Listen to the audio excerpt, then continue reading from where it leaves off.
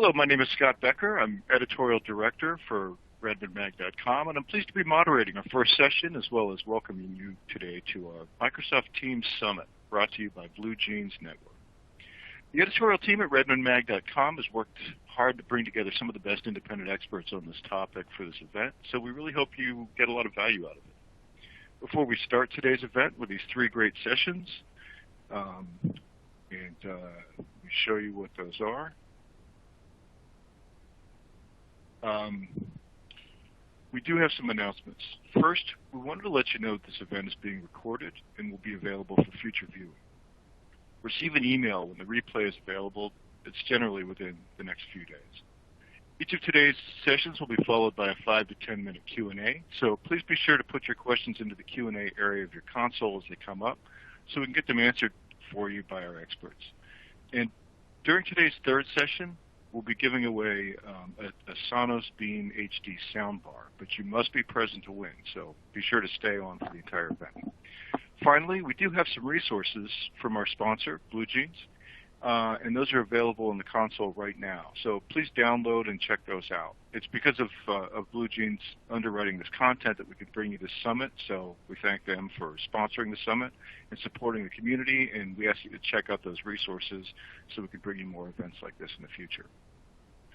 Now, on to the first session of today's summit, which is Top Microsoft Teams Configuration and Optimization Best Practices for Your Remote Workforce. This session features Brian Posey, 19-time Microsoft MVP and technology writer. So Brian is a freelance technology author and, as I mentioned, a 19-time Microsoft MVP, which is a lot of times. Throughout his career, Brian has written or contributed to dozens of IT books and created numerous full-length video training courses and published thousands of blog posts on a huge variety of IT and space-related topics. Many of those blog posts can be found on Redmond in his Posey's Tips and Tricks column or in his new Posey's Moonshot column. And he's one of our go-to presenters for these summits because he always brings great information. We're really pleased to have him here. Brian, welcome, and please take it away. Thanks a lot for having me, Scott. And hello, greetings, and welcome, everyone. Thank you for tuning into this presentation. So in this presentation, I want to talk a little about Teams and some of the things that you can do to optimize Teams and to just make it a little bit better to improve the end-user experience when things aren't working quite as well as they should. Because, last year we were thrust into a situation in which suddenly, seemingly overnight, everybody found themselves working at home, if they were lucky enough to still be working. And all of a sudden, everybody had to rely on video conferencing platforms like Teams. And in a lot of cases, people found that Teams really didn't deliver quite as good of an experience as they needed for it to. And that's not to say anything bad about Teams, because to be quite honest, the same thing happened on many other platforms as well. The problem a lot of times was with the underlying network or with configuration issues, so that's the sort of thing that I want to talk about today, because there are quite a few things that you can do to make the Teams experience better. So what I want to do through this presentation is, rather than give you high-level theoretical type information, I want to give you some really hands-on type things that you can take back and put into practice today. I want to make this as practical as I possibly can. And one thing that I also want to clarify before I get going is that when it comes to Teams performance problems, the problem can stem from your network, and in a lot of cases it does, but it can also stem from the client device too. So a lot of times it's an either or, and I've even seen a couple of situations where the problem has to do with both. So I'm going to be talking about both ends of the spectrum here. Now, one more thing that I need to mention before I really get into this is that thanks to a technology glitch, actually I'm not sure it was technology, it was probably me, but thanks to a problem, over half of my slides are missing. So I'm going to be talking about some things that aren't necessarily going to be on the screen at the time. Normally I try to give really detailed slides with lots of URLs and links and things like that, and unfortunately that's not going to be the case this time. So what I'm going to do is, when I get to a URL or a registry setting or something like that, I'll talk a little bit more slowly than normal to hopefully give you a chance to write it down if you want. But if you're not able to do that, then what I would encourage you to do is just download the presentation once it becomes available, and then you can replay it and get that information. So with that said, let's go ahead and get started. Now, when it comes to Teams, a lot of times bandwidth is everything. Now, bandwidth isn't the be-all, end-all. As I mentioned a moment ago, performance problems can sometimes stem from client configuration. But 9 times out of 10, bandwidth is the underlying issue behind Teams performance problems. So if a user is experiencing problems with Teams, then that would be where I would recommend beginning the troubleshooting efforts, is by looking at the bandwidth that that user has available. And this holds true whether they're working in the office or whether they're working at home, although the bulk of this presentation is going to focus on remote users who are working at home or in other off-site locations. So what do you look for in the way of bandwidth? Well, the first thing that I would recommend is to just run a speed test. And there are any number of good testing tools out there, and the vast majority of them are free. All you have to do is pull up your favorite search engine and search on a phrase like Internet Speed Test. And there are quite a few good ones that will come up. You can see an example of such a test in the screen capture on the right on the slide. Now, one of the things that I would recommend is don't rely exclusively on one speed test. What you'll find is that different speed tests will give you different results. You'll also get different results if you run the same speed test over and over again. But the reason why you get different results is really simple. The servers that are hosting those speed tests are in different geographic locations, so the packets from your computer are taking a different path depending on which speed test you're running. So you want to try a few different speed tests just so that you can get a good feel for the average throughput that you're actually getting on your connection. I would also recommend checking out a dedicated Microsoft tool called the Microsoft 365 Network Connectivity Test Tool, and I've provided a URL to that tool on the slide. It's https://connectivity.office.com. And so what that tool does is it actually tests the connectivity that you're getting between your device and the Microsoft 365 cloud. And it's a little hard to read on the slide, but there's actually an option on there where you can manually specify your location, or you can have the tool to automatically detect your location so that it knows how to best route those packets. So when you run that tool, what you end up seeing is a results screen that looks kind of like this one. So you can see that there are 4 pieces of information that are presented. The first one is media connectivity, and that has to do with audio, video, and application sharing. And the result that you're going to get here is either a no errors message like what you see on the slide, or an indication if something is wrong. And a lot of times if you do get a message there, that can help you with further troubleshooting efforts. You're also going to see a packet loss statistic, so you can see how many packets were lost along the way. And you'll notice that there's a target goal listed just to the right of the result. In this case, the target is less than 1% during 15 seconds. So we see what the target threshold is versus what the threshold is that you achieved during the test. And the same thing goes for latency and jitter. You see your result as opposed to the result that Microsoft wants you to have. And you can use this information as a way of narrowing down why the user's Teams experience isn't performing quite as well as it should. So this, of course, raises the question of how much bandwidth does the user actually need? Well, it kind of depends on what the user is trying to do with Teams. I took this slide directly from a Microsoft support page, and you can see what the bandwidth requirements are for various tasks within Teams. For example, if you're just doing a peer-to-peer audio call, then you're only going to need about 30 kilobits per second of bandwidth, which seems ridiculously low, but if you really stop and think about it, voice over IP existed back in the 90s when there was far less bandwidth than what there is today. And in that amount of time, compression algorithms have improved greatly, so it only makes sense that something like a voice call is going to consume very little bandwidth. So then as we go further down the list, we see things like peer-to-peer audio calling and screen sharing that increases the bandwidth requirement to 130 kilobits per second. And then we move up to 500 kilobits per second for peer-to-peer quality video calling at 360p at 30 frames per second. And then the requirements go up from there, all the way up to 1 to 2 megabits per second if you're doing high-definition group video calling at a resolution of 540p on a 1080p screen.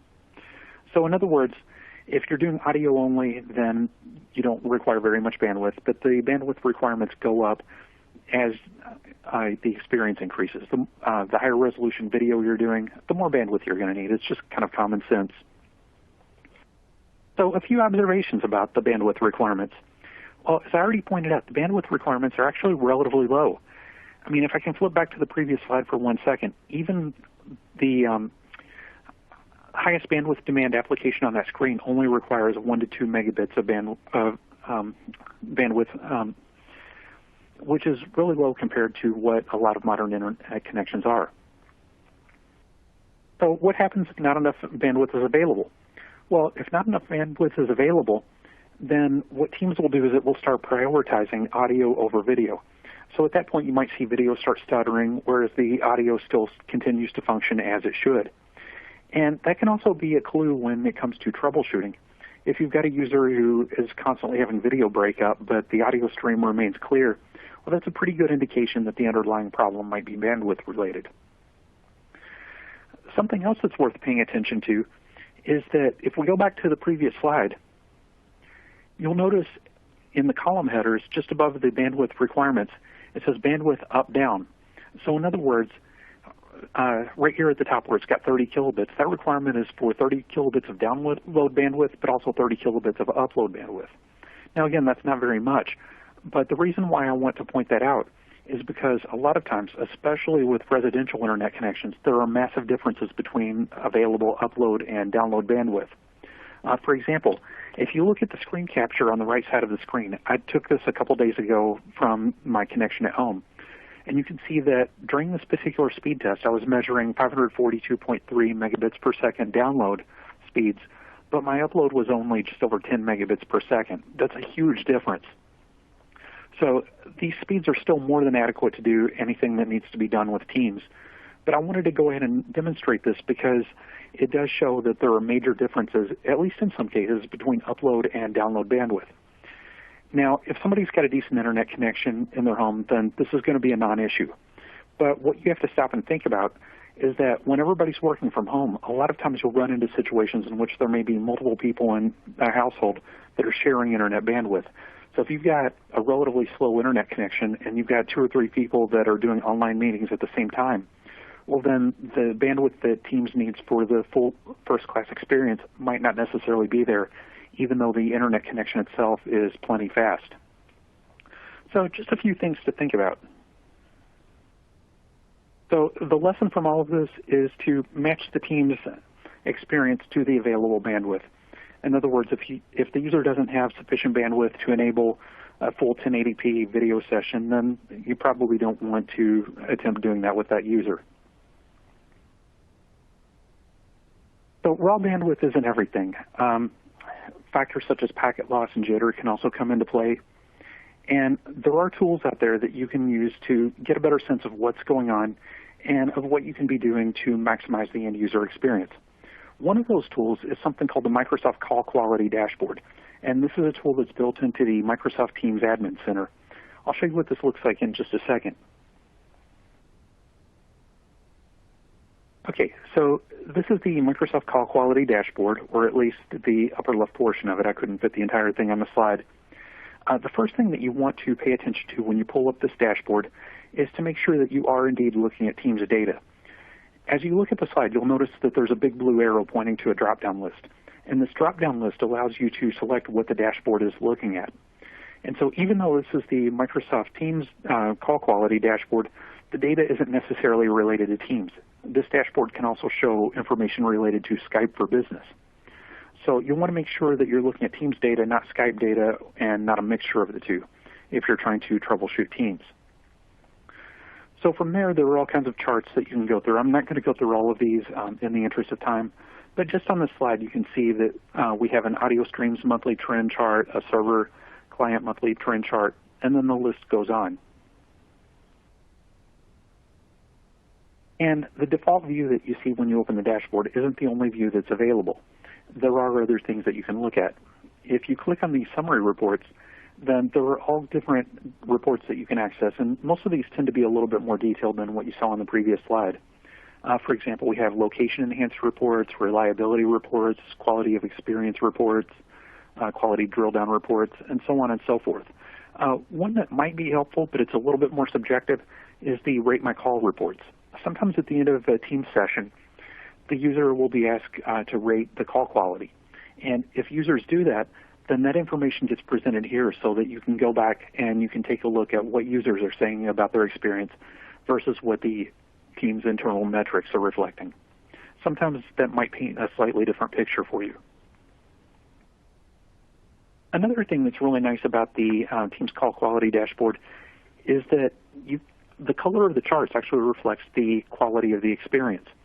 So in this case, for example, the charts are primarily blue, and if you look up at the top, you can see that blue indicates good. Now the second chart from the left, the bottom portion of it's blue, the top part of it is gray, and then there's just the slightest little red line at the top. Gray, according to the legend at the top, is unclassified data, and red indicates a poor call quality experience. So you can begin to get a sense of how many calls have good quality versus not so good quality by looking at these types of charts. So there are quite a few other things that you can do to take care of Teams performance if your users aren't having such a good experience. And not all of these are related to bandwidth, although there are some more bandwidth-related things that I'm going to come back to a little bit later on. If you've verified that your users do indeed have sufficient internet bandwidth available, then the next thing that I would recommend doing is taking a look at the device that the user is using just to make sure that it meets the minimum hardware requirements. Now, there is a Microsoft document that outlays what the minimum requirements are for Teams. And a couple of things that you need to know about this is that the hardware requirements vary by platform. So, for example, the hardware requirements for PC are different than the hardware requirements for Mac. And those requirements are a little bit different than those for mobile devices. Additionally, those hardware requirements vary based on what it is that you're doing. For example, the hardware requirements are a little bit different for video calls and meetings. And there are some additional requirements if you're doing a Teams Live event. So what are the minimum hardware requirements? Well, I'm not going to go through all of these. You can find the requirements yourself by going to docs.microsoft.com/en-us/Microsoft Teams/hardware-requirements-for-the-Teams-app. So that's the URL. Or if you don't feel like typing all of that, just go out to Google and type Microsoft Teams hardware requirements, and that will more than likely take you to the document. But what are the requirements? Well, the first thing you're going to need is adequate CPU resources. So at a bare minimum, Microsoft requires a 1.6 gigahertz CPU with 2 cores. Now again, that's a bare minimum, and you are going to require sufficiently more processing power if you're working with video or with live events. For example, for video calls and meetings, Microsoft recommends a 4-core processor or better. As far as memory goes, the bare minimum on a PC is 4 gigabytes of RAM. And there's a footnote on that that indicates that Teams requires a dedicated 4 gigabytes of RAM over and above any other system requirements. So you're probably not going to have such great luck trying to run Teams on a machine that's only equipped with 4 gigabytes. You need 4 gigabytes over and beyond what anything else that's running is using. And so then we get into things like hard disk requirements. There's only 3 gigs required. Display requirements, you need at least 1024 by 768, and so on and so forth. Now, once you've verified that the machine meets the minimum hardware requirements, then something that I would recommend checking is to see if the hardware that you got adheres to the Teams certification. Now, this one's a little bit tricky because Teams certification, from what I understand, and I could be wrong on this, but from what I understand, Teams certified hardware is a relatively new concept. At Microsoft Ignite this year, there were several vendors that were producing Teams certified cameras and that sort of thing. I wrote about that in my Posey's Tips and Tricks blog a while back. But prior to this year's Ignite, I don't remember hearing anything about Teams certified hardware. But the reason why I wanted to mention that is because of an experience that happened to me. Now, I can't remember if this was on Teams or if it was on another platform, but I was doing a panel discussion in a format similar to this, but with some other speakers, and it was all on video. Now, back when the pandemic first hit, I realized that a lot of my work was going to end up being online, so I went out and I bought the highest quality webcam that I could find. I'm not going to name names here because I don't like trashing vendors if I don't have to, but it was a really solid webcam, and it works with Teams and with everything else, and it does 4K video. And I've had really great luck with it, but for whatever reason, in this one particular session, I looked like a Smurf. I was blue. No adjustments that I made would overcome that. And it got to the point that I was hoping maybe it was just me, that nobody else was seeing that. But one of the other presenters actually asked me about it, and all I could do at that point was hold up my blue-colored Monster Energy drink and just say, maybe I need to ease up on these. What else can you do, right? But the lesson is, if you're having performance problems or if you're having compatibility problems or just getting something weird, take a look at the hardware. Make sure it's Teams certified or at least something that has a good track record of working with Teams in the past. So what else can you do if you start having problems with Teams performance on a device? Well, this one sounds kind of cliche, and in all honesty, I would kind of prefer to not even include this one because it is so cliche, but it's very important, so I wanted to go ahead and mention it, and that would be to install all of the available updates for Teams. Now, why do I say that this is so important?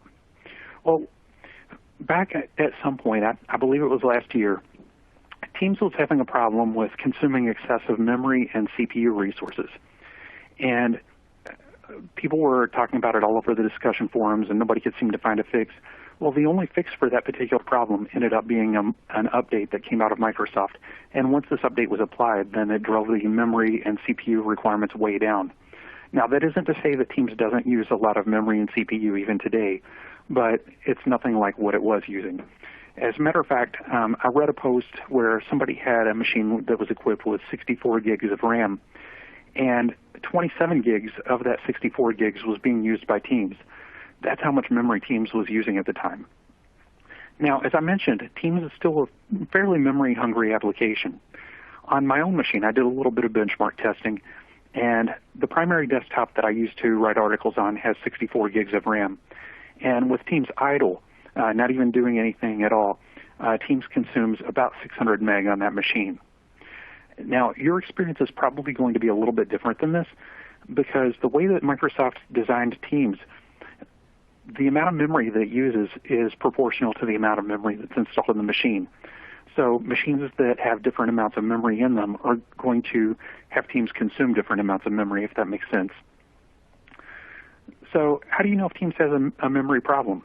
Well, in some cases, memory problems do occur. This is something that it has been acknowledged in some of the Microsoft support documents. And the way that you know that a memory problem is occurring is the system might become really slow. For example, applications might start hanging, and in extreme cases, you might get a delayed reaction from keystrokes or from mouse movements. Another thing to look for that's a little bit more quantitative is to take a look at Task Manager and look at the machine's performance and see if there's sustained memory usage of 90% or higher.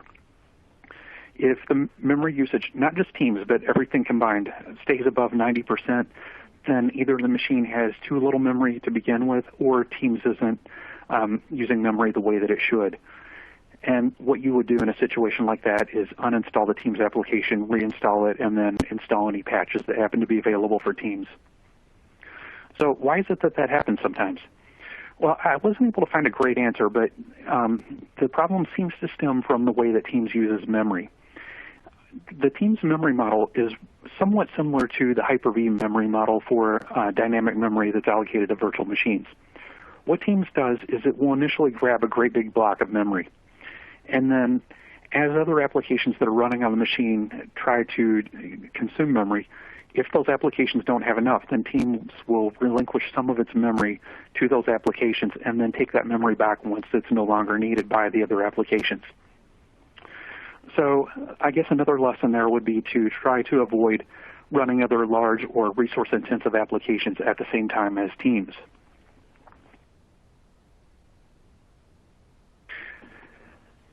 So what else can you do to improve Teams performance? Well, if you've got a user device that's having performance problems, one thing that you might be able to do is to delete the contents of the cache. Every once in a while, the cache contents become corrupted, and it can result in Teams performance problems or other types of issues. And the way that you would do this on a PC is to go to %appdata%/Microsoft/Teams. And in case you're wondering, the literal location that usually points to is the C:\users folder, followed by the name of the user, /appdata/roaming/Microsoft/Teams. And once you're in that location, there are a number of different files and folders that exist. And the cache is actually stored in a variety of different folders. So the folders that you would want to take a look at are the TMP folder, the cache folder, the blob storage folder, the indexed DB folder, the GPU cache folder, the databases folder, and the local storage folder. So what you would do is you would go in and try to clear the contents out of those folders. And I played around with this a little bit the other night just to find out if any harm could be done. And my own experience with that was that if Teams is running, then any files that Teams is actively using won't be deleted. You'll get an error when you try to delete those files. So when you do a delete through the normal procedure, it will only delete files that are no longer needed. So what else can you do? Well, there aren't a lot of settings that are exposed within the Teams client app, but there are a few, and sometimes making some adjustments to those settings can help improve the Teams performance experience. So what can you do? Well, before I get into that, let me just say that the settings are somewhat well hidden. The way that you access them in the PC version of the Teams app is to go up to the very top of the application, and there's a spot where your name is printed or the company name printed, and then you'll see a little circle with your initials. So you would click on that, or on a little three-dot menu icon next to that. And that's going to drop down a menu, and there's a settings option on that menu. So that's how you get to the Teams settings. Now, once you get into the Teams settings, there are a few things to check. The first thing that I would recommend doing is going to the General tab. And on the General tab, there's an option to disable the GPU hardware acceleration. Normally, you want to go ahead and use GPU hardware acceleration because that will help with the experience. But if the user's device has an off-brand video card, or if you're having performance problems that you just can't seem to fix any other way with video conferencing, you might try disabling GPU acceleration because that has been known to fix video problems on occasion with Teams. There are also options on that Applications tab to open the application in the background and to leave the application running even after you've closed it. Now, on my own machine, I've got both of those settings disabled so that way Teams doesn't automatically start up and it doesn't continue to run in the background after I'm done using it. And the reason why I do that is really simple. It leaves all of that memory and CPU resources that would normally be consumed by Teams, it leaves that available for other applications to use. So something else that's worth looking at is the Devices tab on the Settings menu. And there's nothing especially earth-shattering here.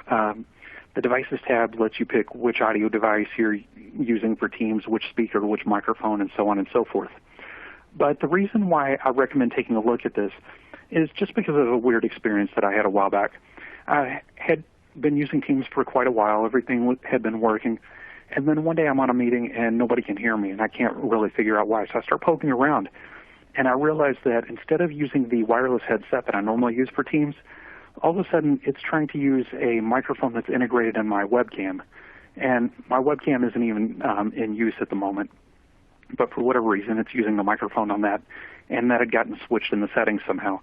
So if your users are having problems with poor audio quality, then it may not even be bandwidth related at all. It could be something as simple as the wrong audio device being selected within the settings.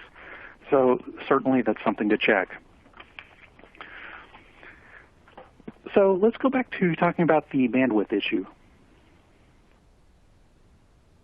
One of the biggest things that you can do to help with bandwidth if there are shortages is to enable quality of service, or QoS as it's often abbreviated. QoS is a bandwidth reservation system, and it's not something that's specific to Teams or to Windows or anything like that. It's actually a networking standard, so this is something that's supported by your PC, by your router, and every other device on your network. Now, most of what I'm about to show you is geared primarily for users who are on-site, working on premises, but there are a few ways that you might be able to tweak this for users who are working remotely. For example, in a few minutes, I'm going to mention a particular registry key. And if you want your home users to be able to use QoS, you may be able to create a reg file based on this registry key, send that to them, and then they can use that reg file on their own machine. And what that will do is it will implement the QoS settings on their home device. Now, in order for those settings to work, their home router has to support QoS. But a lot of the higher-end home routers do, so it may not be an issue. So the thing that you have to understand about QoS with regard to Microsoft Teams is that even though Teams is one application, it treats different types of traffic differently. I mentioned earlier, for example, that when bandwidth starts running low, that Teams prioritizes audio traffic over video. The reason why it's able to do that is because it uses different ports for audio, for video, and for other types of traffic, such as application sharing or file transfers and that sort of thing. So you can see on this diagram, which came from the Microsoft website, that we've got the total amount of bandwidth that's available, but we've got all of these different ports that are being used for different purposes for various types of Teams data. So here's the QoS settings that Microsoft makes available for Teams. So you can see that we've got 3 different types of traffic. We've got audio, video, and application/screen sharing. And then next to each one of those, we have a client source port range, a protocol, and a DSCP value, which the DSCP value is basically just a priority. And then we've got a DSCP class, which you don't have to worry about too much. So what do you do with this information?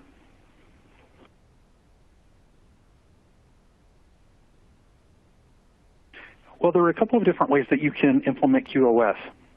One option is to use group policies. And group policies generally only apply for domain-joined PCs, although Windows machines do support the use of a local security policy. So if you happen to have physical access or even remote access to a non-domain joined machine, you may be able to create a local security policy setting to implement QoS. So what you would normally do is you would go to, let me check my notes here, make sure I give you the correct path. You would go to local computer policy or domain policy, and then from there you would go to computer configuration, Windows settings, and then policy-based QoS. From there you would right-click on policy-based QoS within the group policy object editor, and you would use the new policy setting. I believe it's called create new policy. And then this is going to take you to a screen that's a little bit different from the ones that are normally used for editing group policy settings, because it works more like a wizard. Instead of just being one screen that you put a couple of values in like what you would normally see, you actually have to enter several values and click next between each one. So the first screen that you're going to be taken to asks you to enter a policy name. And the name that you would enter if you were creating an audio policy might be something like Teams Audio. The name doesn't really matter. You just want to use something that's meaningful to you. There's also a checkbox on that screen that you can select to enable a DSCP value. And as you saw on the slide that's on the screen right now, we have DSCP values associated for each type of traffic. So that means that if you were creating a QoS policy for audio traffic, you would want to use 46 as the DSCP value within the Active Directory policy editor. So then when you click next, the next screen that you're taken to asks you what the QoS policy should apply to. And by default, the policy applies to all applications, but you probably don't want to do that because you're dealing specifically with Teams traffic. So what you would do is you would select the option to apply this only to applications with a given executable name, and then you would enter teams.exe as that executable name. So then from there, the next thing that you would want to do is you're taken to a screen that asks you to specify the source and the destination IP addresses. And while you can get specific, it generally works out pretty well to just go ahead and select any source IP and any destination IP. You don't have to do anything special on that screen. So then you would click Next again, and you're taken to a screen that asks you to specify the protocols and port numbers that this policy setting should apply to. So this is where you have to be a little bit careful. There are 2 things that are worth paying attention to on the screen. The first one is you have to select the protocol that the QoS policy applies to, and the default is TCP. But having said that, QoS also makes use of UDP, so you have to make sure that the policy setting applies to both TCP and UDP ports. The other thing that you have to pay attention to is there's an option to choose between any source port or a source port with a specific number or range. So you'll need to select the option to specify a specific port number or range. And then you would enter one of the ranges that's shown on this slide. In the case of audio, for example, you would enter 50,000 to 50,019 as the range. And the way that you would enter those numbers is you would enter the first number type a colon on the keyboard and then type the second number. So you've got two numbers that are separated by a colon. That's the proper format. And if you have trouble remembering that, the wizard does give you a couple of examples that you can follow.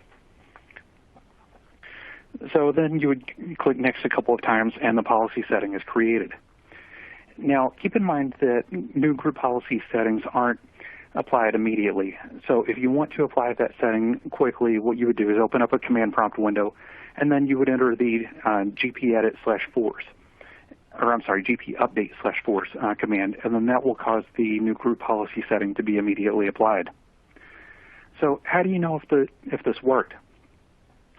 Well, there are a couple of things that you can do. One thing that you can do is use the gp-result command with the /r parameter, and then you would append the name of a text file to that. And what that's going to do is create a text file. And once that text file is created, then what you would do is open the text file up in Notepad or whatever text editor you want to use, and then look for the Applied Group Policy Objects section, and then just make sure your newly created group policy object appears in the list of applied policies. The other thing that you can do is to check the registry. And this is the registry setting that I mentioned earlier, because when you create a group policy object, what you're really doing is creating registry settings, but you can also create a registry setting directly, just completely bypassing the group policy section. So if you're checking out the registry, what you would want to do is go to HKey Local Machine, Software, Policies, Microsoft, Windows, QoS. And then once you open that up, you're going to be taken to a screen that shows you all of the QoS-related policy settings that have been applied. And there are four values that you're going to want to make sure are present. The first one is that the application name should be set to teams.exe. The second one is the DSCP value should be set to 46. The third one is the local port needs to be set to 50,000 to 50,019, assuming that we're dealing with audio. And then the throttle rate should be set to -1. And what that -1 does is it just keeps QoS from throttling your internet bandwidth, aside from guaranteeing that Teams gets the bandwidth that it needs. So those are a few things that you can do with regard to group policies. So what else? Well, occasionally you may find that the problem is related to network optimization. There might be some network optimization that's needed. So how do you know if that's the case? Well, some of the symptoms are that maybe Teams run slowly, probably because of insufficient bandwidth. You might find that calls keep dropping.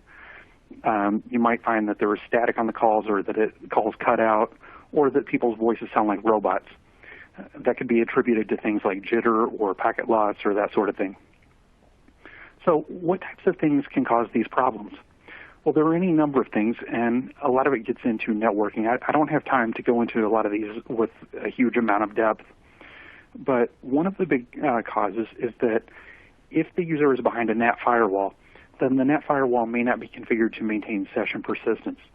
It's super important that the firewall doesn't change the mapped network address translation or NAT addresses for UDP ports. Another problem that sometimes creeps in, and this is more for people working on site than for home users, but if the NAT pool is too small, in other words, not enough people are allowed to share the organization's public IP address, then that can cause some of the problems that I mentioned as well. Also, sometimes security software has been known to cause performance problems with Teams.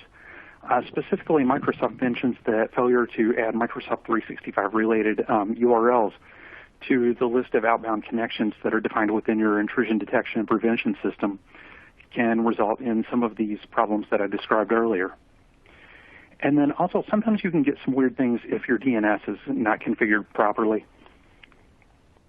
So I want to end by talking about a few things that you might be able to do to optimize your network and make things a little bit better on your users if you're having these types of problems.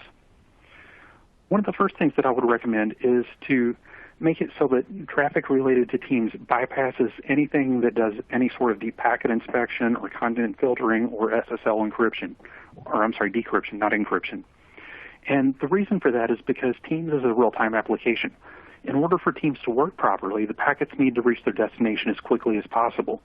And if you're doing things like inspecting packets or doing SSL decryption or things like that along the way, well, that's going to slow those packets down, and it can end up leading to a poor end-user experience as a result.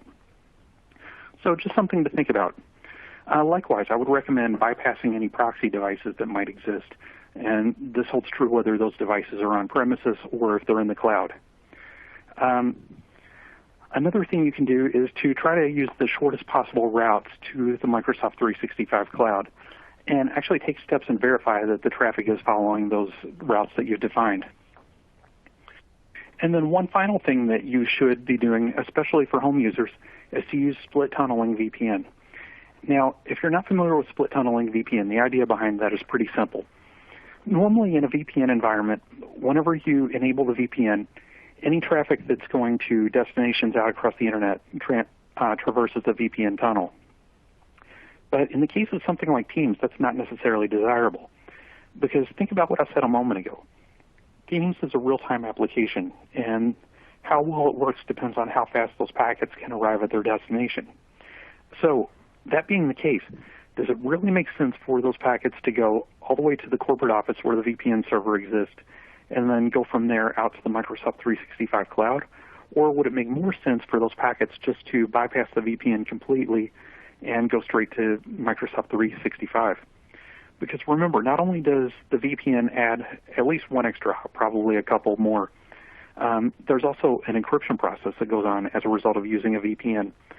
But Teams traffic is already encrypted, so there's really no point in having that double encryption for your Teams traffic. So what split tunneling does is it will allow, when properly configured, the Teams traffic just to go straight to Teams rather than going through your corporate VPN. And that can make a huge difference with regard to Teams performance. So with that said, I am just about out of time here. I want to thank everyone for coming out and turn it back over to Scott. I think we've probably got some questions. Yeah, we do. So good stuff, Brian. Appreciate it.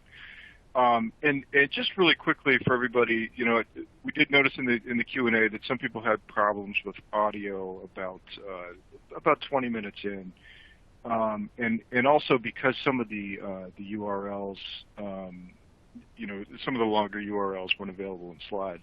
What we're going to do with this is we're going to run the audio through the otter.ai transcription service.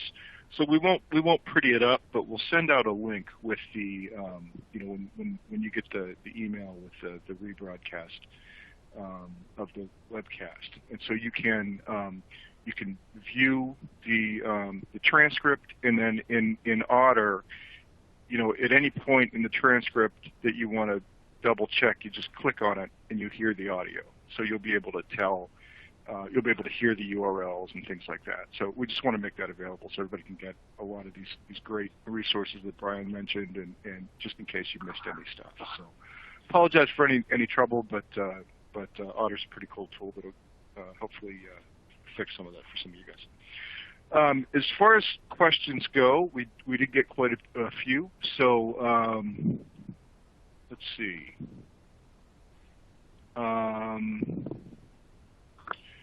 So Brian, we got a question from Jeff who's asking, doesn't QoS get lost as soon as you hit the first router on the internet outside your network? Any thoughts on that, or you know, workarounds if necessary? Honestly, I'm not sure about the answer to that. But what I can tell you is that there are quite a few Microsoft support documents that strongly suggest enabling QoS for Teams. Okay, super.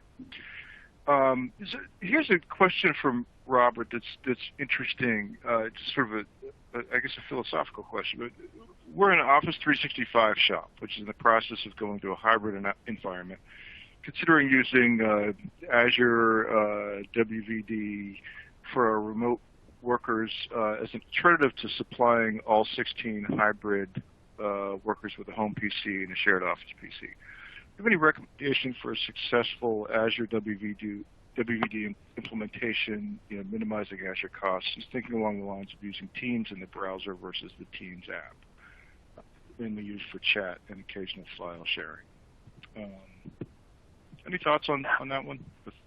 Well, one thing that does come to mind is that if you do use browser, which the browser seems to work fine with Teams, but if you do use that, it uses different port numbers than what the Teams app uses.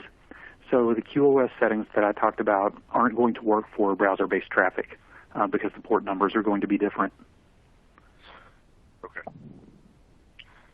But aside from that, everything that was being talked about setting up the Windows virtual desktops and all that, it seems like a solid plan. Okay.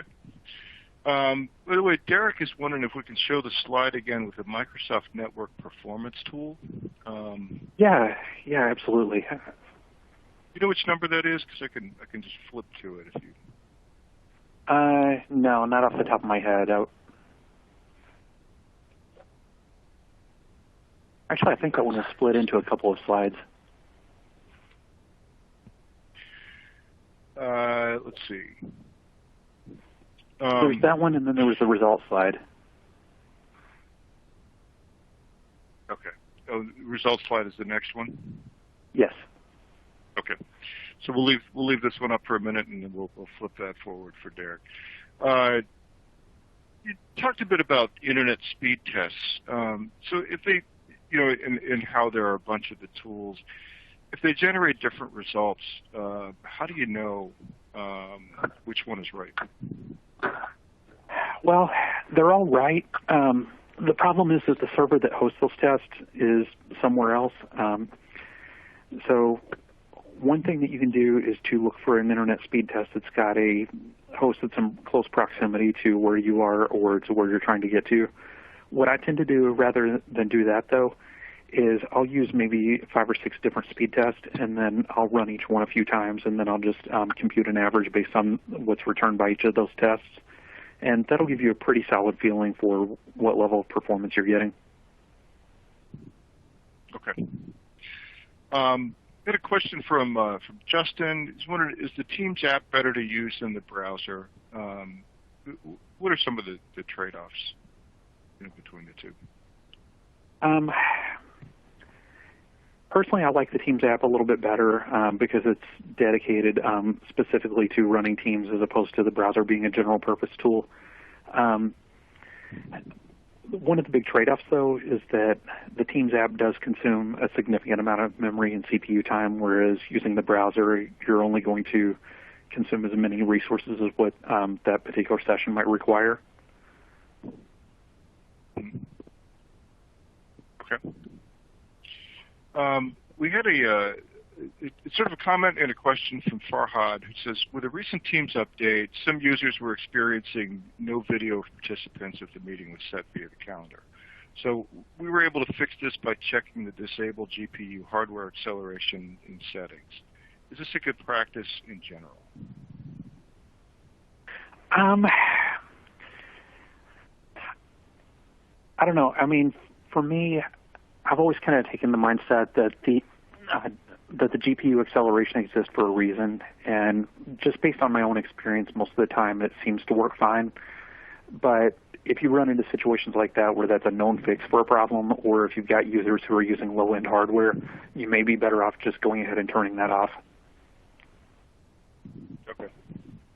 All right, great. So you spent some time talking about the minimum requirements, and we have a question here from Walk about if we meet all the requirements for Teams in terms of bandwidth, hardware resources, etc., is it best practice still to configure QoS on the client devices? And then in parentheses GPOS, so I assume configuring it as I think it really comes down to a matter of resource contention at that point. If you've got the hardware requirements met and you've got all the bandwidth, then it's going to come down to how is that bandwidth being used? Do you have other applications that are running on your machine, even in the background, that are consuming some of that? Are there other people on your network that are consuming bandwidth?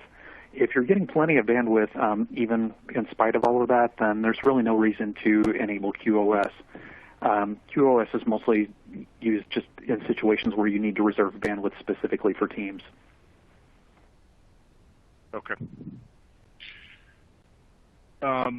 Here's a sort of a question about from Patrick. Are there any options to use Teams commandlets through Python? Python, I have absolutely no idea.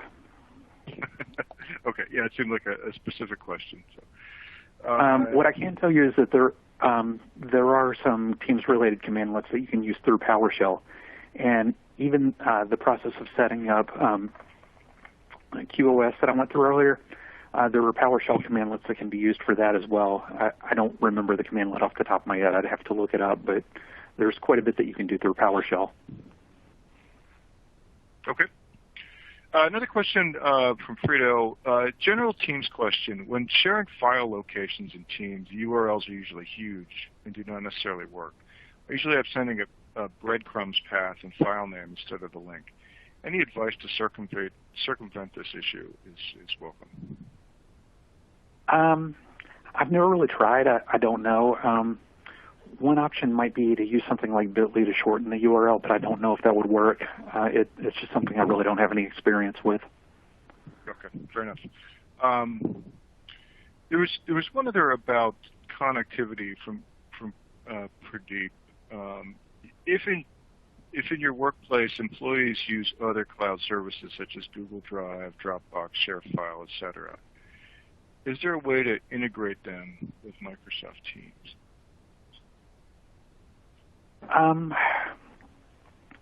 There probably is. Just based on a couple of conversations that I've had with other people, that's probably not such a good practice from a security standpoint, just because you can end up with some unintended permissions by doing that. But I don't know. It's something I've never really tried to do. Okay. And I guess one last question. This is interesting from Justin. With all the conferencing going on a daily basis, is it best to restart your computer at the end of each day? That's a really good question. I think a case could definitely be made for that if you're using Teams heavily, just because of the way that the memory model within Teams works. I can tell you personally, I don't restart my computer at the end of every day. I pretty much leave it running 24/7. But having said that, I really don't do that much Teams conferencing. Yeah. Okay. Yeah, and I'm in Teams every day, and I rarely reset it. I rarely restart the computer. But yeah, I mean, you saw some of those screen captures earlier. I might do a meeting in Teams maybe every 3 or 4 days, just because it seems like everybody that I have meetings with, everybody has their own preference for video platforms. So for some people, some organizations use Teams, some use Zoom, some use something else. Yep. Okay. Well, it looks like that's all the questions that we have time for. But thanks again, Brian, and everybody stay tuned. We're going to take a short break and be back at the top of the hour for our second session of the day, which is Microsoft Teams backend security tips you need to know. So take a chance to check out those resources on your console provided by Blue Jeans, and we'll be right back. Okay, welcome back, everyone. Thank you for being here, and thank you to our speakers, my fellow moderators, and, of course, our sponsor, Blue Jeans Network, for underwriting this summit and allowing us to bring you this great content. My name is David Rammel. I'm here to moderate the second session of our Microsoft Teams Summit, titled Microsoft Teams Backend Security Tips You Need to Know. Our speaker for this session is Joey D'Antoni, Principal Consultant, Denny Cherry, and Associate Consulting. Joey is recognized as a VMware vExpert and a Microsoft Data Platform MVP. And he has over 20 years of experience working in both Fortune 500 and smaller firms. He has worked extensively on database platforms and cloud technologies and has specific expertise in performance tuning, infrastructure, and disaster recovery. Joey, it's great to have you here. Please take it away. Thanks, David. And beyond that, I'm one of the 2 Microsoft Teams administrators for Denny Cherry and Associates Consulting. So In this session, we're going to talk about the backend security tips that you need to know about Microsoft Teams. And Teams is a really great application. In terms of interactivity, though, we have a bunch of different attack vectors in terms of security. We interact with other organizations in Teams. First of all, that's a risk that we're willing to accept. It's a little bit like email in that sense, that potentially other organizations can federate with us. The difference is we don't have to necessarily enable that federation. However, your users are going to want that. It's a big benefit of using Teams. It's one of Microsoft's selling points. So in this session, we'll talk about ways you can protect your data, what the risks are around security, and how you can address them and mitigate those risks. But the first thing I always like to mention, and I did another talk recently where I talked about bad security practices, is the first thing I like to mention is that you should always have multi-factor authentication enabled for Azure Active Directory authentication or Office 365 authentication, as it's known. If you don't have it enabled, you can drop everything and do that. So to make this potentially more pain-free for your users, as your users may possibly move back into a physical office, you can use known locations, and you can avoid them having the multi-factor authentication if they're at the office. But anytime they're remote, you want to ensure that they're doing multi-factor authentication. Teams is pretty good about this. I generally only have to off, the tokens last for a while. I only have to off every couple of days, barring something weird. But it's a good idea to do this, and it's kind of one of the core fundamentals, and probably the best thing you can do easily to get good security. So if we think about the functionality within Teams and how it works and what they can kind of represent, one of the important things is Teams is built heavily on the existing Office suite. While Teams itself is a relatively new product, and I say relatively new, I think we've been using it for 4 or 5 years now, but compared to the rest of Office, it is pretty new. So it's built on top of the SharePoint OneDrive infrastructure. So users can send messages to each other, and OneDrive and SharePoint provide storage for that. So that's the persistent chat. Our organization has a persistent chat with all of our consultants, which is about 6 people. And whenever screenshots are shared, whenever images are shared, those files get stored in a SharePoint / OneDrive location, and that's where they are. The other component of Teams is the actual teams, which are the group collaboration. This has chat, file, and storage. Each of these teams is going to represent an Office 365 security group, well, not security group, but an Office 365 group. And you can, in order to get that, you can, anybody can create that by default. So that's a key point that we're going to talk about later. Calendar, this is going to sync with Exchange to share the user's calendar. So that's built into the calendaring function in the Teams application. And then finally, calls. So this feature allows users to initiate and receive voice over IP calls. And this can integrate with a dial-in service. And we ran into a scenario, and it's kind of an interesting scenario here, where we got hacked and we were responsible for a new feature getting added to Microsoft Teams. I'm actually calling right now from the Teams dial-in on our DC/AC tenant, and we suddenly got this huge bill for calling for international calls. And some hacker had figured out that you could join a Teams meeting, and I still don't remember the full mechanics of this, but an external user could join a Teams meeting, so effectively Zoom bombing, and somehow out of that they could make an international call, and I forget exactly how that worked, but that was the reason why we have to approve new external users being added to a meeting now. We were kind of partially responsible for that in our bill. So all of these areas kind of represent different risks. Calendar, probably not so much risk, because that's just built on top of Exchange. But Teams and persistent chat does represent some kind of large types of risk in terms of like data exfiltration, data loss, sensitive data being shared. So there are a few different ways we can kind of manage that and integrate. So the Teams security model is really pretty permissive. and this is designed, because Teams is designed as a self-organizing, self-service collaboration tool from between individuals from different functional groups. Microsoft intentionally designed Teams with an open permissions model. Any user of Teams can become a team owner by creating a team and inviting other users to join it. They can invite external users to join that. Also, once you're a member of a team, each team member has full access to all of the data that's on the team's public channel, including chat messages, meeting content, and shared files. They can also share files and create new channels within these teams. Even a guest user can share files and create new channels in these teams. Because of that hook, because remember on the last slide we mentioned that Office 365 does create a new group for each team that gets created. Because of that, we can see how it can be, quite the headache and quite the management nightmare if you can't see that. So one of the things that's kind of problematic about guest access and federation is we don't have a lot of granularity as to how we can control it. It's kind of a big switch that we can enable on and off. So it's important to have other protections in place in order to support that application and management.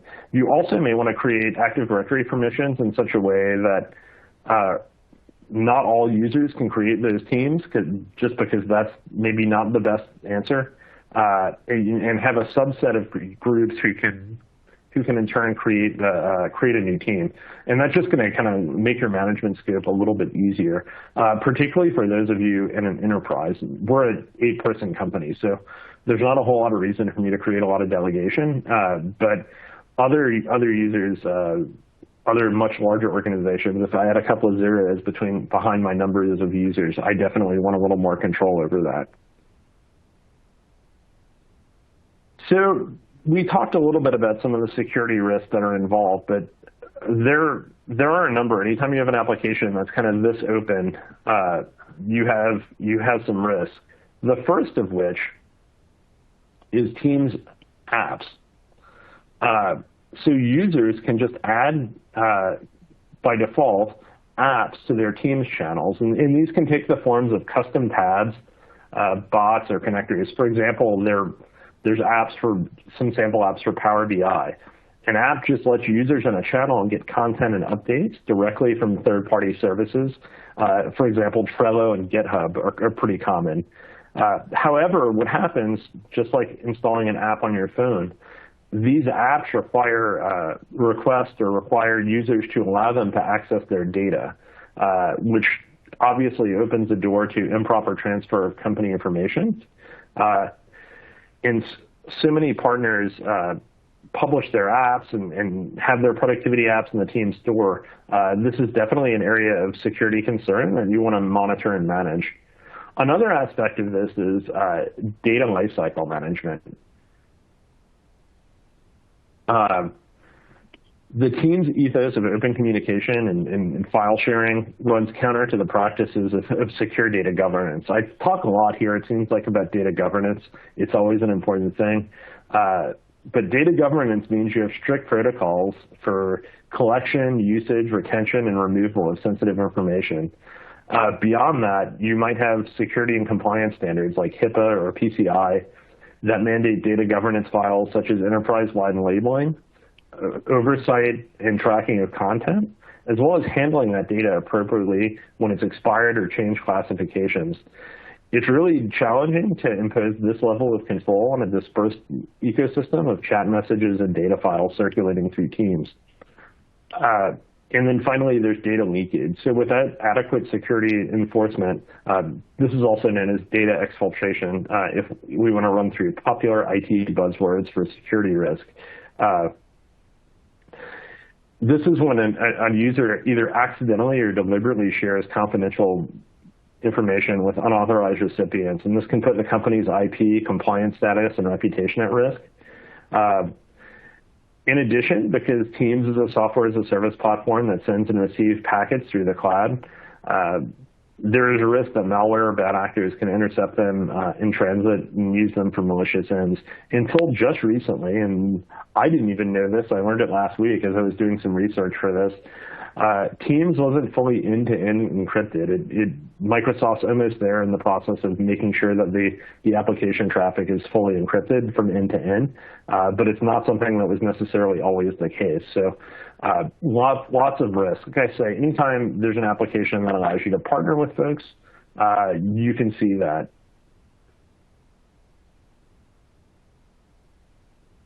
So apps, like I mentioned, there are lots of apps that are available within Teams. So there are built-in apps provided by Microsoft. A good example of that would be Power BI. There are apps provided by third-party like Trello or technically GitHub's third-party, even though it's part of Microsoft now. And you can custom build internal apps. And one of the things you can do, and this is from the Teams portal, is you can limit the types of apps that come into your organization. So if you go into the Teams admin portal, there's org-wide app settings, and that's under settings. You'll see the option for apps, and here's the screen that you see. And you have the option, once again, I kind of wish this was a little bit more granular, but you can allow third-party apps. This time you can create an allow list, so you can create a list of approved or prohibited apps. So you can allow in specific apps to your organization, which is probably the best approach for most large organizations. Just have a process where users submit an apps, and then IT security can kind of review the apps and see what's going on. You can also develop custom applications and deploy them yourself. One of the things you should do is audit any data access that your apps have in Azure Active Directory, because they will show up in AAD. And this is where you can validate what security rules they have. So that's definitely something you want to do, just because you can't necessarily trust app developers to be safe with your data. I mean, if you look at some of the various egregious apps in terms of data management on your phones, those apps are going to exist in the Teams store. So that's something you want to pay attention to. And also potentially a little bit of a security vector too. So guest access.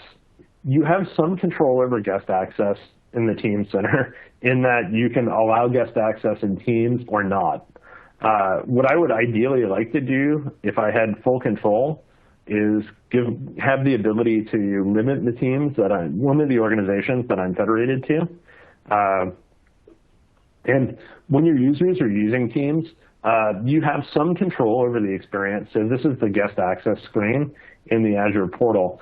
And you have some control over meeting settings in terms of like screen sharing, allowing IP video, and then around messaging, you have some control. So you can potentially limit the kind of gifts that your users send and put restrictions on that.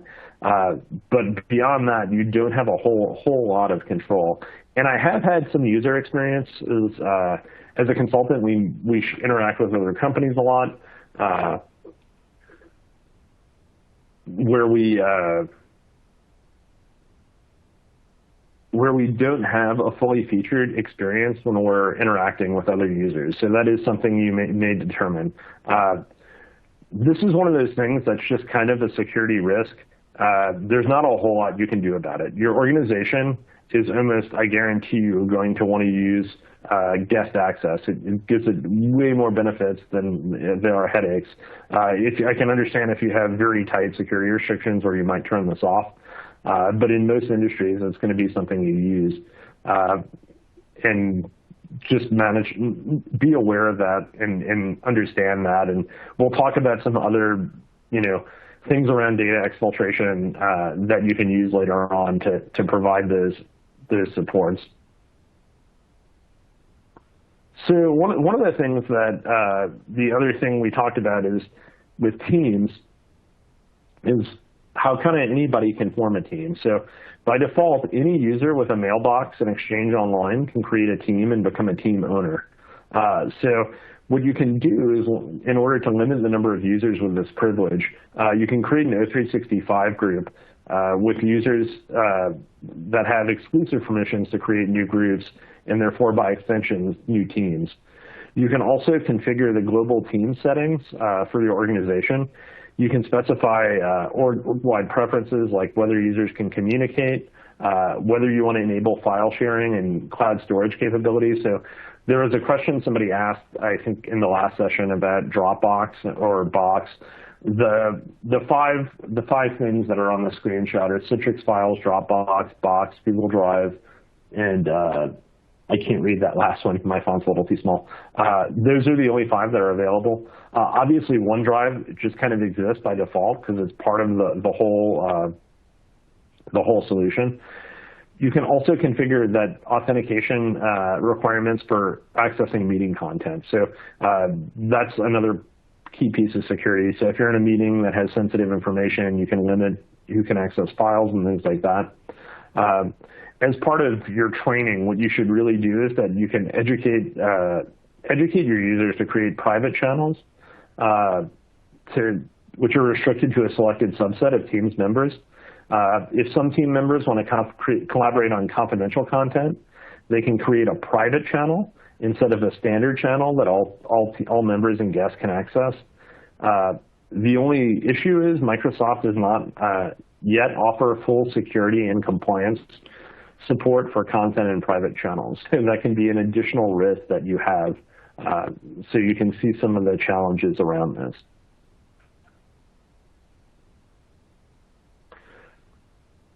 So the key kind of element here is Teams information protection. And Teams information protection kind of fits into the broader landscape of Microsoft information protection. And one of the challenges, and I guess a little bit frustrations around managing this, is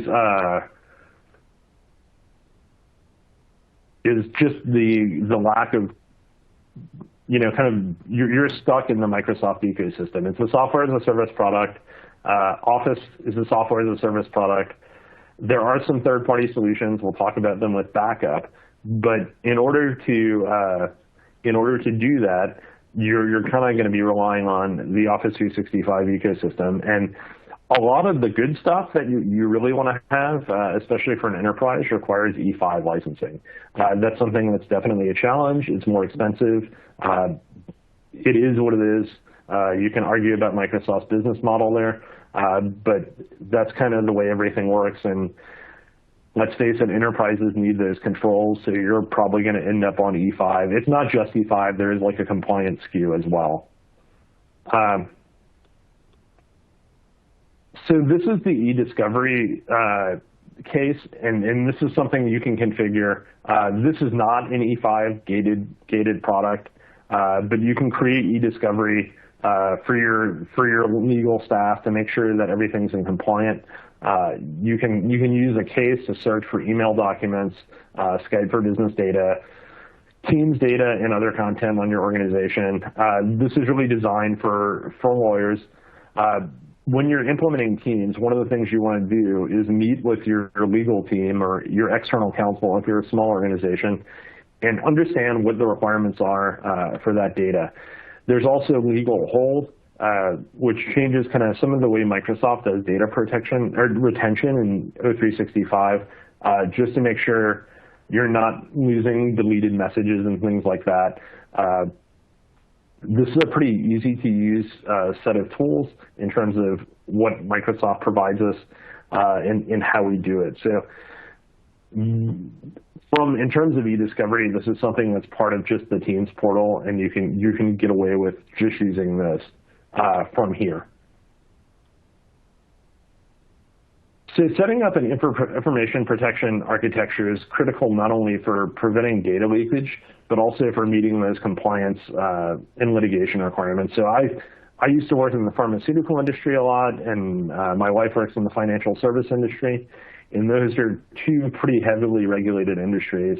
One of the firms I worked for got in trouble with the FDA. That was a challenge because it was kind of a pre-cloud time, and we had to keep all of our email forever. That was kind of in the early days of persistent chat applications, and that really prevented us from being able to adopt any sort of persistent chat like Teams provides, because one of the things that our lawyer said was, you can't retain everything forever, so we want to have the ability to do that, and since your chat can't do that, we can't use it. So Teams is a little bit better than that, but you want to understand what those requirements are. So I mentioned talking to legal. This is really a business decision, and a business and regulatory decision. One of the other things you should note is that your team's data resides in an assigned geographic region of the Azure cloud infrastructure, depending on where your organization's Office 365 tenant was located. Since different regions may follow different regulatory procedures, it's a good idea to make sure that your team's data is stored in the location that meets your business requirements. So that's something you want to be aware of. You may have to talk with Microsoft, because it kind of depends on how your organization was initially created and how your Office 365 subscription was initially created as to where your team's tenant is located. So you can use out-of-the-box tools and third-party tools to ensure that information management is there so that your data stays trackable, protected, and compliant. You can also do backups of this data as part of Office 365 backup solutions. Those are third-party, but that's something that can be pretty important to do. To use information protection, it does kind of require you to buy into the whole ecosystem of Microsoft, and honestly, to get maximum benefit of it, you really do, because you need to have documents labeled and things like that. We'll get into in the next slide. So the next slide shows an example, and this is data loss protection. So one of the kind of interesting things is this isn't something that's configured from the Teams portal. There's a lot of functionality in regards to security that you either have to go to the O365 compliance portal or the O365 security portal in order to get that information. So the stuff we showed above about e-discovery, that's in the compliance portal. And here with data loss protection, I'm getting at it from the compliance portal, but you can also get it from the security portal. You can't get to this from the Teams portal, which is a little bit confusing. So you manage O365 security and compliance is kind of its own thing. So you manage that this way. So one of the ways you do this is by enabling data loss protection or prevention, which gives you defined policies that prevent people from sharing sensitive information in a Teams channel or a chat session. Sorry about that. There are some examples of how this protection works. One example is if you provided sensitive information in a message. So that's what we're seeing there. Suppose that somebody tries to share a social security number in a Teams chat or channel with guests.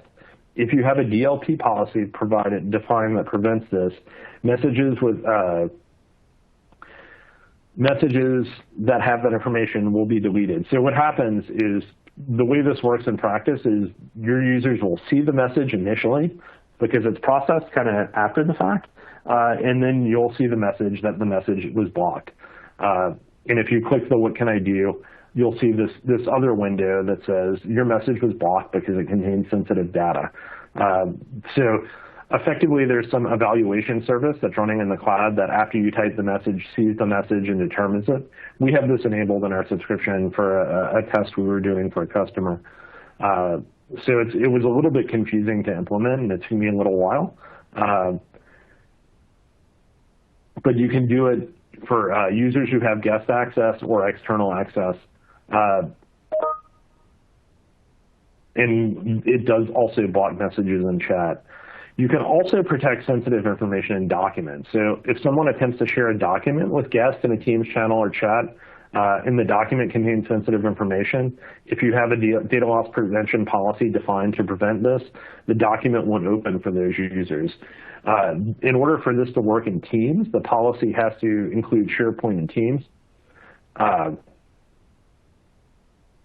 or SharePoint and OneDrive, excuse me, to be in place.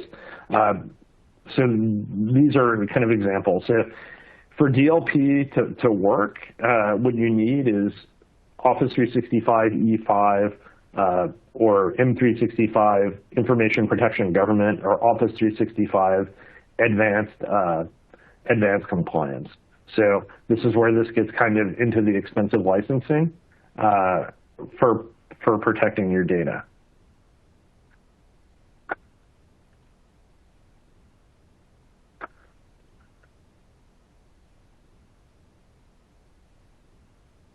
So advanced threat protection for SharePoint, OneDrive, and Teams, detect and block files that are identified and malicious. And this is also another part of security and compliance. This is something that's managed from the threat management portal in the security and compliance area.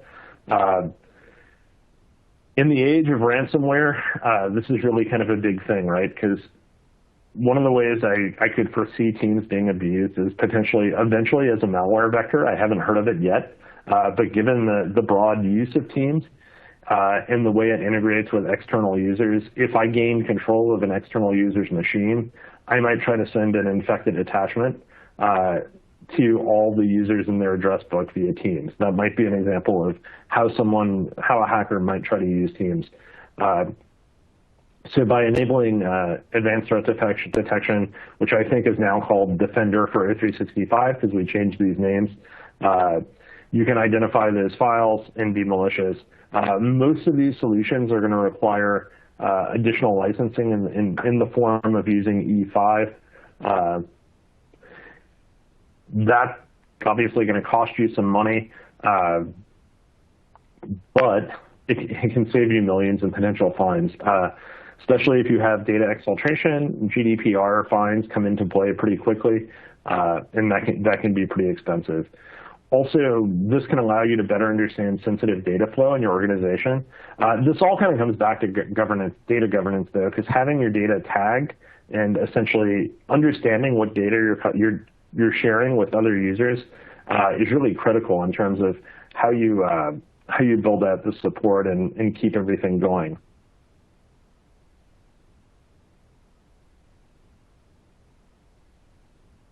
So understanding Teams security is really kind of the same as understanding Office 365 security. It's not wildly different, and the way you manage users and groups and things like that is the same. You use the same set of tools. Obviously, when you're in the O365 security and compliance portal, a lot of what you do will affect Teams, even though it's not directly in the Teams backend portal as to how you interact with it. So having a good understanding of Office 365 will really help you in terms of how you build out those security models. The other aspect to that is you really need to understand and identify what those threat vectors are in terms of Microsoft Teams, right? So we kind of talked through that. It's really 4 different applications. It's a chat application that allows for persistent chat, but with file sharing, and that file sharing, of course, always increases the risk a little bit because of the potential for malicious files. It's a meeting application, so there's the aspect of meeting and meeting hygiene and avoiding things like Zoom bombing. We do have some protections for that. It's also a Teams collaboration app where your main risk there is data loss and data exfiltration. So you want to ensure that sensitive data is not shared and you have auditing and tracking over that data. So those are the 3 aspects. And then finally, the 4th aspect is simply the dial-in that you have it's also a voice over IP application and can be a soft phone app.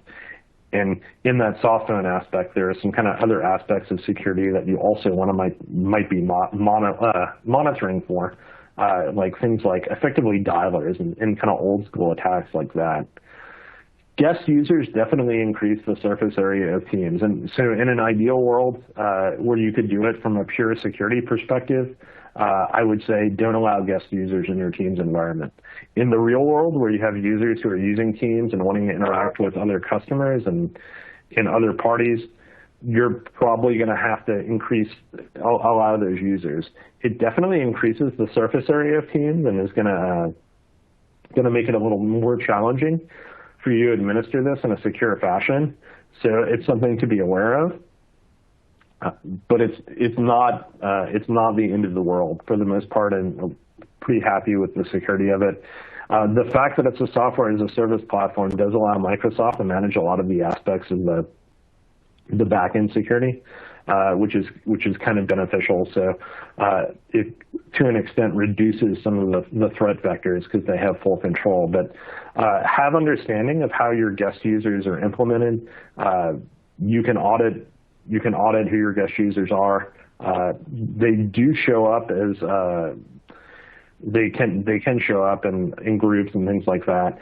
So just be aware of that and kind of monitor your policies around guest users, and maybe put a vote in for user voice for getting to choose a list of organizations you're willing to federate with. You can use data protection and policy to ensure that your data is secure, and this really goes back to a fundamental organizational strategy, right? So if you don't have a full-on data protection solution, it's going to be a lot harder to implement this than if you're tagging your data.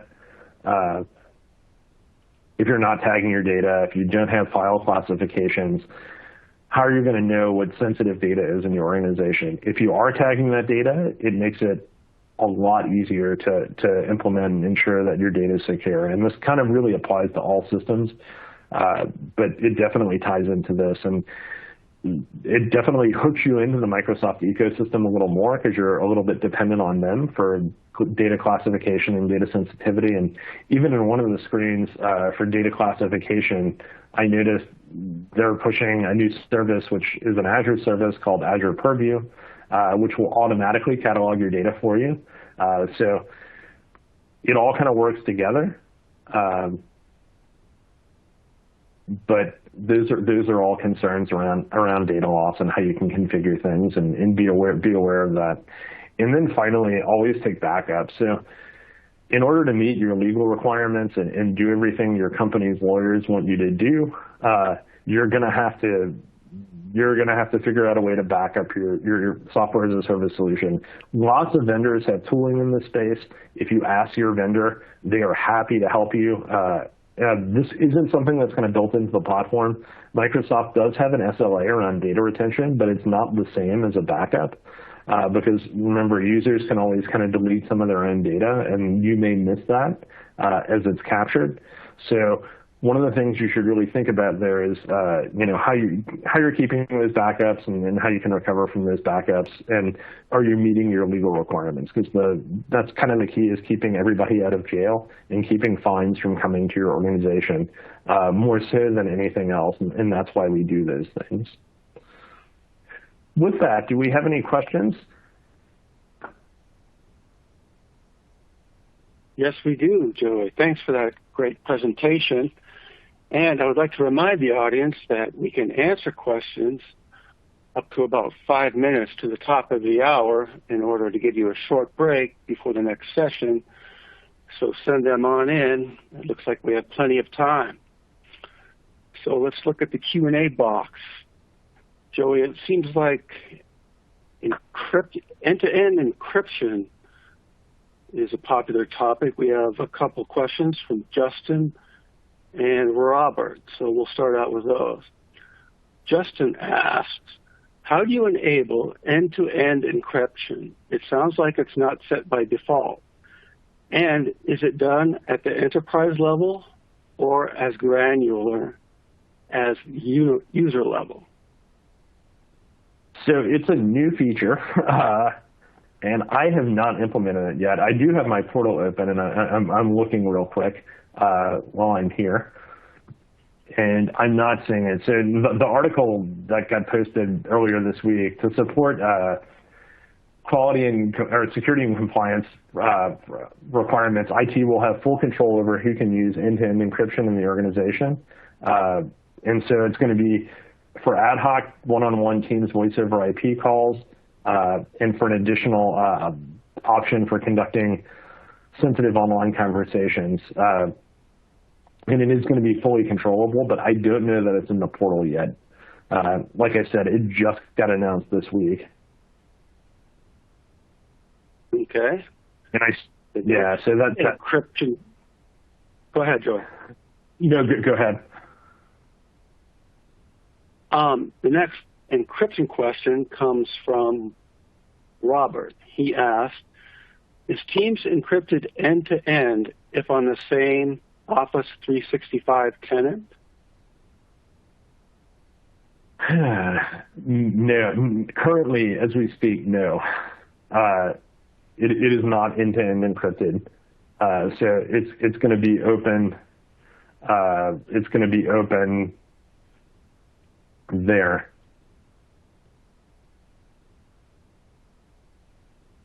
Okay, we have another encryption question coming from Darren. We have had a BAA with Microsoft for years. So are you saying that they have not had E2E encryption this whole time? That is correct. It was a little known fact. It was kind of interesting. They really kind of attacked, or I don't know if it was Microsoft, but a lot of people attacked Zoom last year, right when the pandemic started, for not having full end-to-end encryption. But it was not, calls were not end-to-end encrypted in Teams until I just found another article. The preview was announced in March. I guess it goes fully live next month. Slack doesn't use end-to-end encryption, and Zoom just started to implement in October. Microsoft does use SharePoint encryption to secure at-rest files, and OneNote encryption for notes stored in Teams, and all chat content is encrypted and transmitted at rest. It's the voice part is the part that's not end-to-end. Okay. Our next question comes from Ernesto. He asked, having guests participate in meetings is very useful. Can you just allow guests on meetings but not on actual Teams?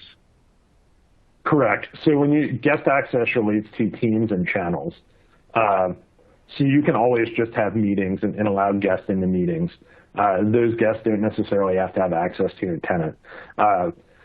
Where it gets messy is when people want to work outside of meetings and have chat and things like that. You can chat in the meeting for some period of time, and the meeting chat can be persisted. Actually, you can if you don't allow guest access. So it gets dicey in terms of the functionality that's in place, and you start losing some functionality in that space. Okay. I have a similar question. It comes from James. Is there any way to allow guests to chat in channel meetings? I'm looking now. So in my experience, here's the way that works. If they're an authenticated user, they can chat. If they're not, so like if they were in the meeting, they can chat. If, for example, you log in from Teams with a different address that wasn't in the meeting, they lose some functionality in terms of the ability to chat and things like that, if that makes sense. Like, so it's almost like an authentication list is built from the meeting. Okay. And an audience member asks, does Microsoft provide default retention and backup for Teams, like how it does for Office 365 email? Yes, so it effectively has the same SLA for 365. And I see there's another question there kind of around backup. The reason for third-party backup is just to give you an additional layer of protection to meet legal hold requirement. Microsoft has a data retention and data SLA guarantee. What that doesn't protect you from is like a user, unless you have them already on legal hold, a user sending email, deleting the record of sending the email all within a very quick period. And that's where backup and some other solutions can can give you additional protection that you might not have with Microsoft, with just the default Microsoft. Okay, we're getting lots of questions, but I'd like to remind the audience we still have plenty of time, so keep sending them in. Joey's doing a great job of handling them. Garen asked, are there any plans to allow guest users to be Teams owners soon without having to create them a tenant account? I have not heard anything about that. That's a good question. Yeah, like knowing what I know about Azure Active Directory security, I think that's probably where the problem is. But you should be able to grant a guest user permission. So I'm not sure why that hasn't happened much, but yeah. So I haven't heard anything about that on the roadmap. Okay. Michael from the audience asked, how often does Microsoft update the security of Teams? That's a very good question. So this ultimately comes down to software as a service models. You lose a lot of transparency when you use a software as a service model. You don't necessarily know when Microsoft has made changes on the back end of Teams. Sometimes you see them via the introduction of features. Sometimes you don't.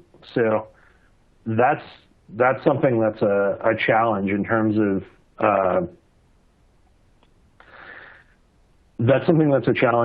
what you know and what Microsoft shares. Like sometimes for something big like this end-to-end encryption of calls, they'll share that when they do it. Other things, they're kind of constantly doing builds and changes to the backend solution to either make them better, and you don't always get to see those. It's kind of the same thing if you're using any sort of a platform as a service offering from Azure. Those solutions, it's not like you apply Windows updates and patch them. So you'll see, and a lot of times the way Teams updates, you don't even necessarily see that the client updated unless you really look for it. Okay, I see a couple of audience members are telling us that your audio is going in and out, and I apologize for that. Sometimes doing an F5 refresh can help with issues like that. If it keeps happening, I apologize. We'll try and get through it as best we can. Here's a question from Carl. If we turn off allowed apps, do those already being in use, are those affected? So if you turn off allowed apps, hang on. I'm not 100% sure on that. I think they're disabled after you allow them. Actually, I don't think they would be after you disallowed them, but I don't know off the top of my head.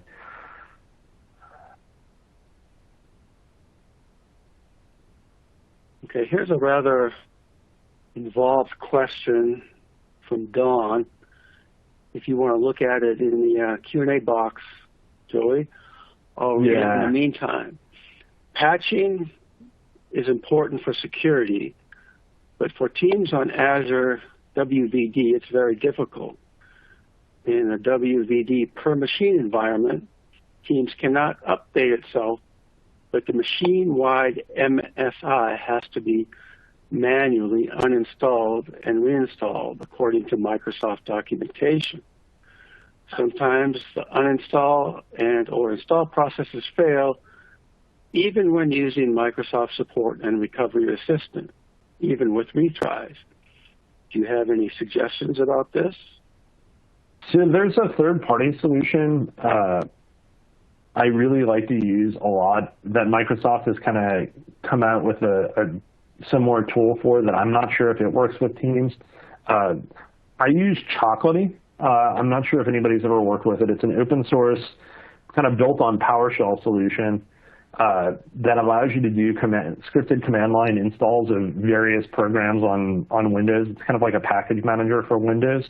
I know it can install Teams. I think what you could do would be uninstall Teams from the command line, probably using that, and then patch it. I would look into using WinGit, which is the thing Microsoft built, and I'm kind of looking now to see if it's can be used with Teams. But with WinGit, you can check Package Manager, and it does look like it supports Teams. So you can just do WinGit install Teams, and potentially you can upgrade Teams that way as well. That would be those two answers would be my, or those two things would be my best shot. But command line, great. So anytime you have to do that, you want to find some PowerShell way to do it that can be executed from the command line. Because if you have to touch a bunch of virtual machines, it's going to be a nightmare to try to do that through any sort of GUI process. Okay, great. Let's move on to some other questions. What are some options for backing up Office 365 data? It's funny, I just saw the Magic Quadrant for this yesterday. There are a number of solutions from different vendors. Veeam has one, Druva has one, SolarWinds has one, Zerto, Carbonite, I'm going through a list. Dell's got something called PowerProtect Data Manager. Druva is one of the more popular ones I've seen with our customers. Rubrik, likewise, is a pretty solid tool, and Rubrik has a pretty nice backup ecosystem. So that tends to work well for a lot of organizations. So yeah, that's kind of the answer. There are a bunch of solutions. Talk to your vendor, see about what they do. Veeam can go as frequently as every 5 minutes, and it gives you 25 different recovery options to cover all incidents, like complete recovery or a more granular solution. And most of these will interact with the cloud, so you can store them in Azure Blob Storage or or Amazon S3 rather. Okay. Next question. What does enabling a legal hold do? Enabling legal hold basically prevents, my understanding of it enables journaling, which means all transactions, email and Teams becomes more like an actual relational database where you have a transaction log and all events are recorded in the transaction log. So the case of somebody sending an email with, the list of all your full customer list and their contact information to his personal email account because he's quitting, deleting the email from his sent folder and then deleting it from his sent items, it's to protect against that scenario. And that's from my friend who's general counsel of a pharmaceutical company, more than my full understanding. But yeah, so it basically means you have the end-to-end of everything that's happened. Okay, great. I'd like to remind the audience we have time for a few more questions, so please take advantage to have a one-on-one discourse with an expert. Next question we have.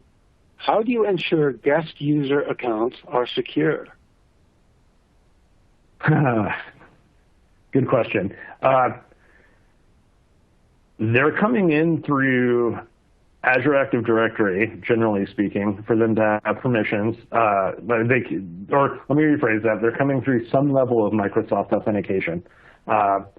You are largely dependent on the security needs of the other organizations you're becoming members with, for the most part. So if I authenticate into another customer, or let me rephrase that. If I chat with another customer, I'm actually authenticating through Denny Turing Associates, Azure Active Directory, and not my customers. So my Azure Active Directory is saying I'm who I am and I'm coming in as me. And then the client's Azure Active Directory accepts that authentication and allows me in to do stuff there. Okay. And Justin from the audience asks, where he says, it sounds like E5 gives you everything needed features-wise and security-wise. But if you don't have E5, can you add on functionality to levels E1 or E3? E3 is kind of like the bare minimum for what you need for a lot of security stuff.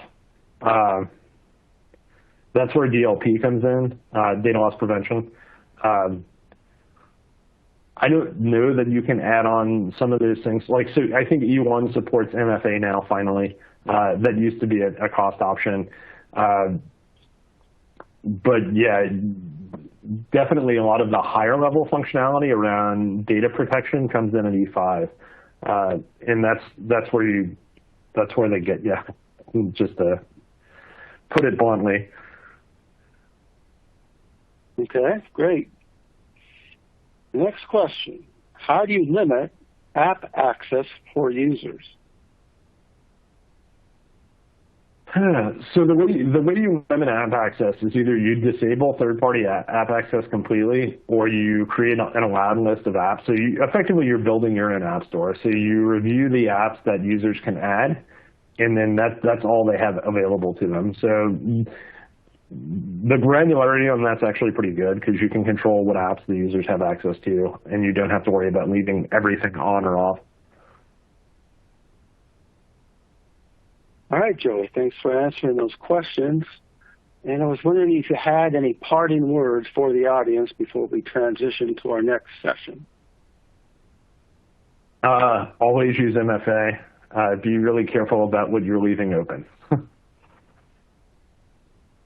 Okay, thanks again, Joey.